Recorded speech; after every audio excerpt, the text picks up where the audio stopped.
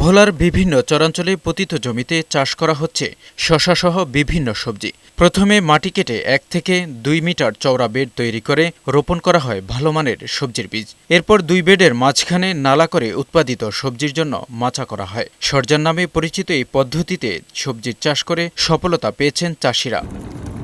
যেসব জমি জলাবদ্ধতার কারণে বছরের অধিকাংশ সময় অনাবাদি পড়ে থাকত, সেসব জমিতে এই পদ্ধতিতে চাষাবাদে সফলতা মিলেছে। ফলন ভালো হওয়ায় কাঙ্ক্ষিত লাভের আশা করছেন কৃষকরা।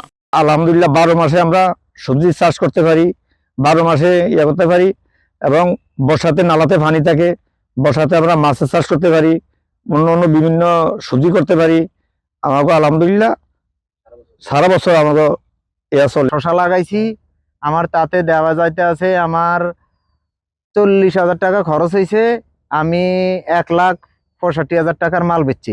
কৃষকদের সরজান পদ্ধতিতে চাষাবাদে প্রয়োজনীয় সহায়তা করছে কৃষি বিভাগ। ১ মিটার প্রস্থ এবং ১০ মিটার লম্বা দৈর্ঘ্যের প্রায় ১ বিঘাতে ৫টি আট করা যায়।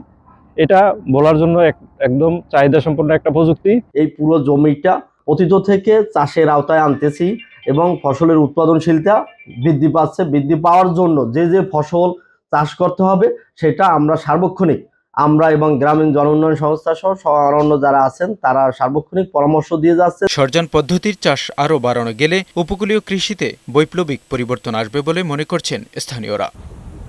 এমজে জুয়েল, বৈশাখী সংবাদ।